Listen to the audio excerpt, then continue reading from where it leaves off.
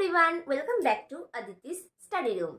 Myself Aditi, today I am here to explain the next part of all about noun in an easy, practical and student-friendly manner using a clear and simple teaching style. Then, let's start. তো কালকে আমরা শিখেছি 8 parts of speech এবং তাদের ব্যবহার সম্পর্কে এবং noun বা বিশেষ্য পদের কিছু অংশ। তো আজকে আমরা শিখতে চলেছি first genders of nouns, second noun in sentence, third common mistakes, fourth easy tricks to identify a noun, fifth one line summary, sixth but not in the least some informative tricks of parts of speech and one golden rule.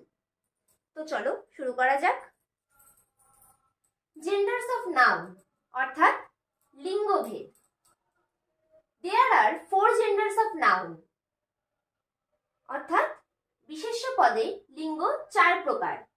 কি কি? Masculine অর্থাৎ পুংলিঙ্গ। উদাহরণ কি কি? বয় বা ছেলে, পুরুষ বা ম্যান, রাজা বা কিং। ফেমিনিন অর্থাৎ স্ত্রীলিঙ্গ। স্ত্রীলিঙ্গর অন্তর্গত কি কি? মেয়ে বা গার্ল, নারী বা উম্যান, রানী বা কুইন। কমন জেন্ডার বা উভয় লিঙ্গ। উভয় লিঙ্গের অন্তর্গত কি কি? ছাত্র বা স্টুডেন্ট, শিক্ষক বা টিচার, শিশু বা বেবি। উভয় লিঙ্গর অন্তর্গত এগুলি তার কারণ ছাত্র বা স্টুডেন্ট উভয়ই হতে পারে, ছেলেও হতে পারে, মেয়েও হতে পারে। শিক্ষক বা টিচার উভয়ই হতে পারে, ছেলেও হতে পারে, মেয়েও হতে পারে। শিশু বা বেবি উভয়ই হতে পারে, ছেলেও হতে পারে, মেয়েও হতে পারে। তাই এগুলিকে কমন জেন্ডার বা উভয় লিঙ্গের অন্তর্গত ধরা হয়েছে। নিউটার জেন্ডার বা নপুংসক, নপুংসক বা নিউটার জেন্ডার সেগুলির অন্তর্গত কি কি?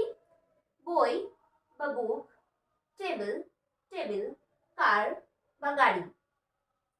আচ্ছা, এইগুলিকে নিউটার জেন্ডারের অন্তর্গত ধরা হয়েছে কারণ এগুলি না চলাফেরা করতে পারে, না শ্বাস গ্রহণ করতে পারে, না খাদ্য গ্রহণ করতে পারে, না খাদ্য উৎপাদন করতে পারে, আর না বংশ বিস্তার করতে পারে।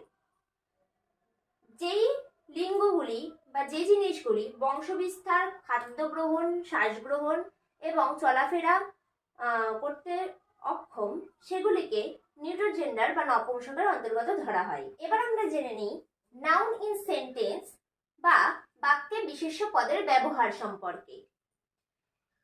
তো এখানে বলা হয়েছে দ্য বয় ইজ প্লেইং, মানে